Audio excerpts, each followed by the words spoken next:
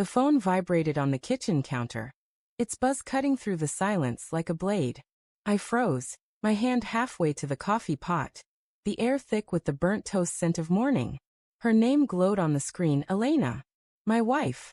The woman who, just yesterday, texted that her work trip was extended another week. My thumb hovered over the decline button, a sick heat crawling up my chest. She hadn't called in days, not since that clipped message about client meetings in Chicago. Now at 6:47 a.m., her name pulsed like a warning. I answered, my voice tight. Elena, what's wrong?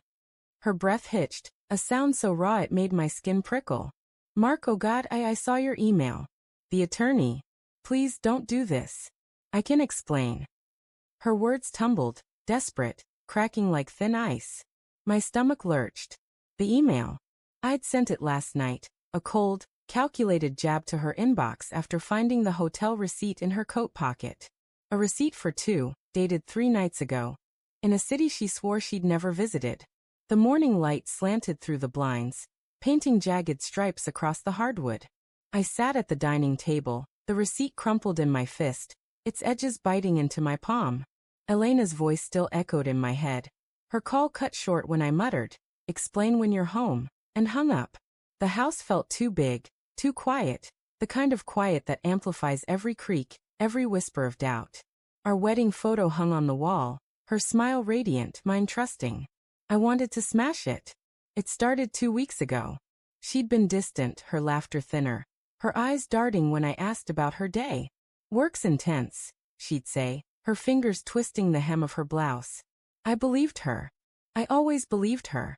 Elena, the marketing exec who could charm a room, who made me feel like the luckiest man alive.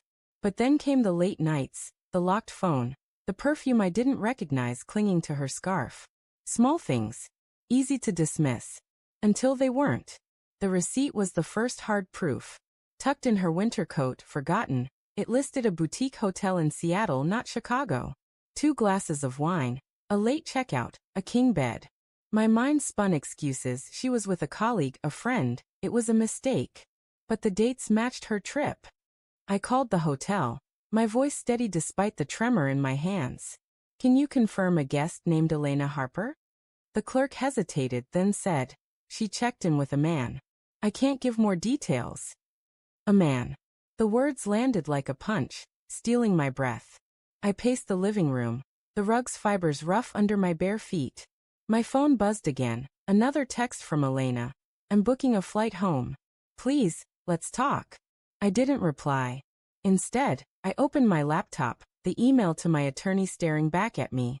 I'd written it in a haze of rage, my fingers slamming the keys. I want to know my options. She's cheating. The words felt foreign, like they belonged to someone else's life. I hadn't sent it to hurt her, only to anchor myself, to make the betrayal real. But she'd seen it. How? Her laptop was synced to mine, a shared account I'd forgotten about. My carelessness had forced her hand. The doorbell chimed, sharp and jarring. I flinched, my heart thudding. It was too early for visitors.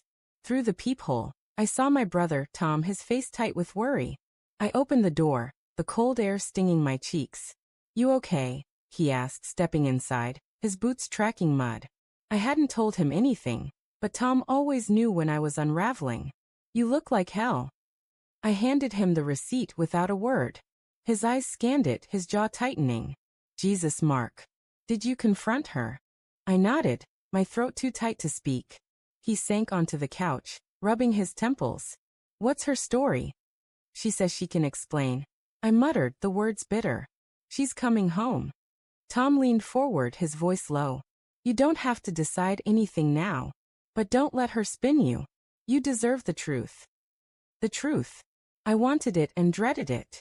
Part of me still hoped it was a misunderstanding, that Elena, my Elena, hadn't shattered us. But the receipt, her panic, the man at the hotel, they were puzzle pieces snapping together, forming a picture I couldn't unsee. Elena arrived that evening, her suitcase rattling over the threshold. The house smelled of rain and regret, the storm outside mirroring the one in my chest. She looked smaller, her hair damp, her eyes red-rimmed. Mark, she whispered, reaching for me. I stepped back, my hands clenched. Tell me, I said, my voice ablade. Who was he? She sank into a chair, her fingers twisting together. It's not what you think, she started, her voice trembling. His name's David. A client. We got close. Too close. But it wasn't physical, I swear. My laugh was sharp, humorless. A king bed, Elena? Wine. You expect me to believe that? Her eyes filled with tears, but I saw something else, guilt, flickering like a shadow. It was a mistake, she said. We talked, we drank, we kissed. Once. I stopped it. I knew it was wrong. Wrong. I spat, my voice rising. You lied to me. For weeks. You let me think. My voice broke, the weight of her betrayal crushing me. I wanted to scream, to forgive her, to hold her all at once. Instead, I stood frozen, the distance between us a chasm. She stood, her hands outstretched. I love you, Mark. I was confused, lost. David listened when I felt invisible. But I chose you. I always will. Her words cut deeper than the receipt.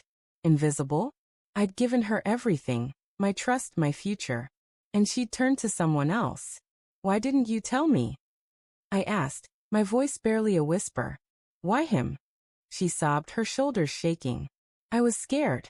Scared you'd stop loving me if you knew I was struggling. I wanted to believe her. God, I wanted to. But the trust we'd built over years was rubble now. Each lay a brick I couldn't unstack. I need time, I said, turning away. I can't do this tonight. That night, I lay in our bed, her side empty, the sheets cold. My phone buzzed. Another text from Elena, sent from the guest room. I'll do anything to fix this. Please don't give up on us. I stared at the words, my heart a battlefield of love and rage. Then I noticed an email notification, buried in my inbox. From David. The subject, I'm sorry. My pulse roared in my ears as I opened it.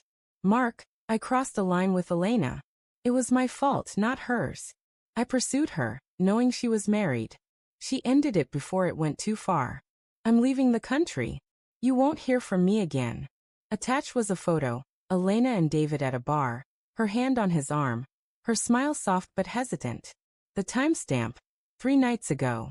I sat there, the phone trembling in my hand. She told the truth, part of it. But the photo burned, a moment of intimacy she'd never shared with me. I didn't know if I could forgive her, if love could survive this fracture.